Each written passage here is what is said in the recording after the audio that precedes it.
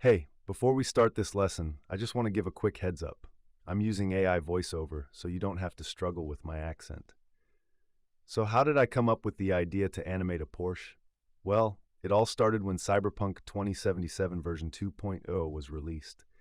CD Projekt Red improved the car physics after launch, and the first thing I did was install a mod that added this exact Porsche. I loved driving it so much that I practically played through the entire game in that one car. That proved to me that not all cyberpunk developers were bad at their job, just the ones who actually made the game. All right, let's get to work. This tutorial is going to be split into two parts. One, car preparation. We'll take a model from Sketchfab and rework the materials to make it look more realistic. Two, scene creation. We'll download some free assets, animate the scene, and put everything together. I might make another video later on compositing, where we'll add lens flares, color grading, and other details. But honestly, this scene is so simple that it might not even be necessary for a first tutorial. The car model we'll be using is from Sketchfab. Grab it from the link in the description. When you import the model into Blender, you'll notice the materials need some work. First, I downloaded a car paint material from Blender Kit. Sure, I could show you how to make one from scratch, but why bother when YouTube already has a million tutorials on this? To be honest, I'm way too lazy for that. I found a solid car paint material from a certain author. It's flexible, and I use it in almost all my car animations. First, after applying the material to the door, we need to make sure the car has the correct scale so that the texture applies properly. Go to Object, Apply, Apply Scale. Now we have something that kinda looks like paint flakes, but right now it resembles plastic wrap.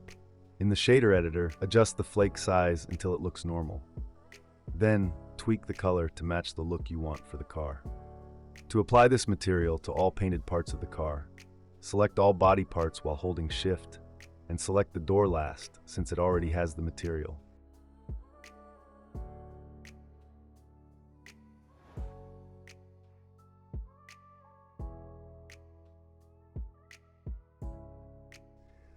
Press Ctrl L, link all materials. Now let's add some roughness. I grabbed scratches and water leakage textures from Megascans, but you can use whatever textures you prefer.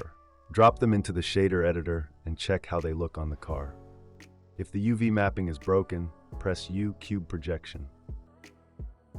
Now add a mix color node to blend the two textures and connect them to the roughness input of the car shader.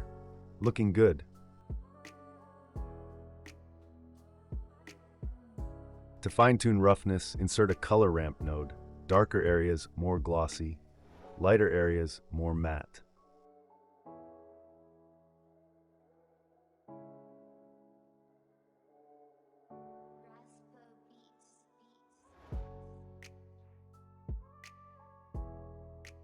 Now rotate the car 360 degrees and see how the material reacts to different lighting angles.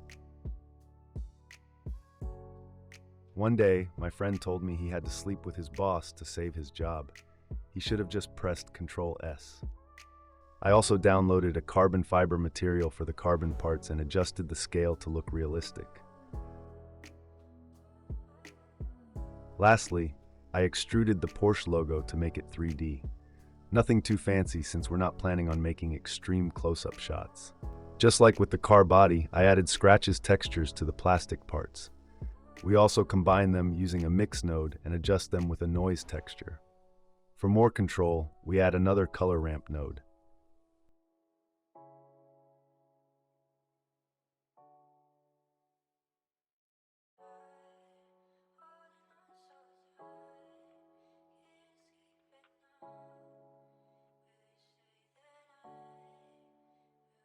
Plug the textures into the roughness input of the principled BSDF shader.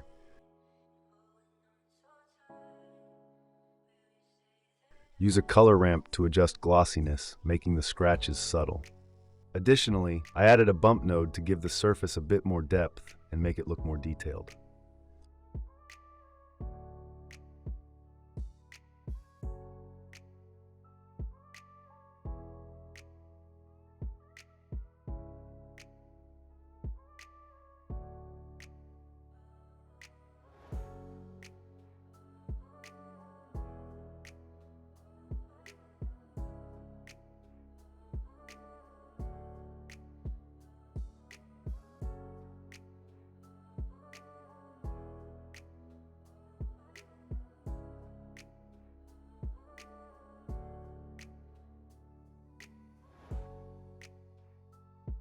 The default tires on this car were terrible, so I found some Corvette wheels on Blender Kit. To match the size of the new wheels, copy the scale parameters from the old wheels found in the item panel on the right. Apply those values to the new model. Replace the old wheels with the new ones. The new tires were a bit wider, so I cheated a little and simply cut off the extra faces. For the rims, I applied a matte dark material. For the brake disc, I added a Porsche logo. Press U Project from View, then adjust the UV mapping to fit the logo.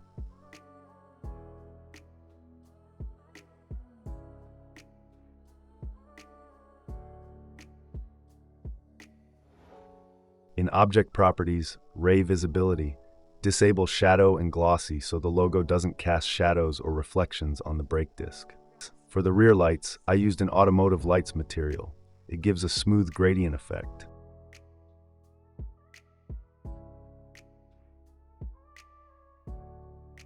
Adjust the parameters to fit the shape of the lights.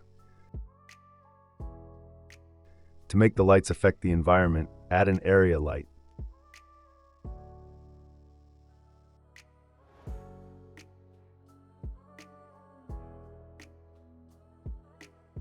For the front headlights, I created a polarized glass effect. Looks super cool. Add transparent BSDF and glossy BSDF. Mix them using a mix shader.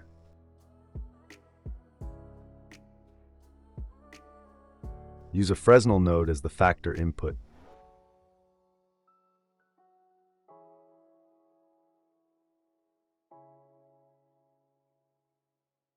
Add another glossy BSDF, and in its color input, use a noise texture. This creates the polarized look.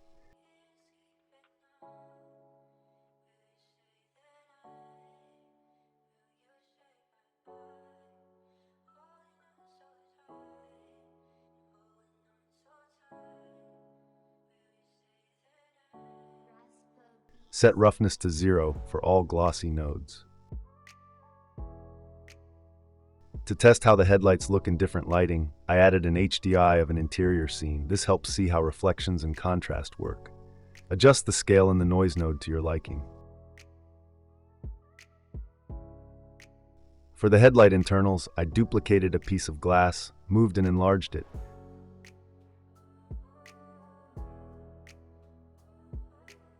Since the model looked too angular, I fixed it.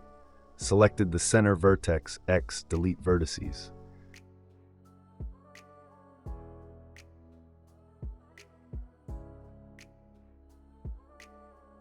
Selected the whole mesh eye inset to shrink it inward, pulled it slightly to create a curved surface, merged overlapping vertices M at last.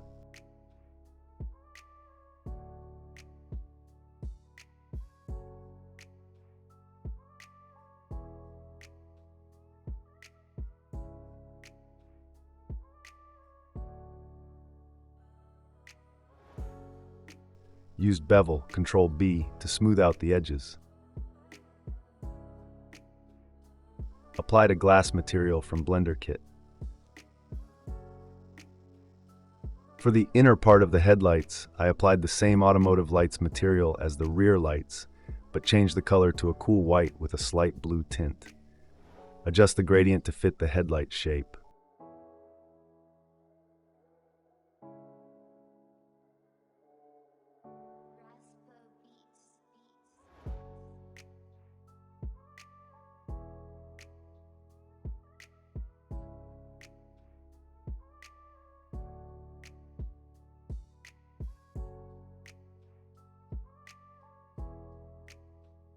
Alright, this tutorial turned out a bit messy. Go easy on me. It's my first YouTube video. Turns out making tutorials is way harder than just watching them. It's kind of like the difference between watching you know what and actually doing it. Except in reality, she doesn't have paws, whiskers, or a tail, and it only lasts 12 seconds. I'll leave links to the materials and files in the description. In the next tutorial, we'll animate this car using the Launch Control add-on, then set up the scene and get it ready for rendering. Feel free to drop any questions in the comments. I'll be happy to answer them.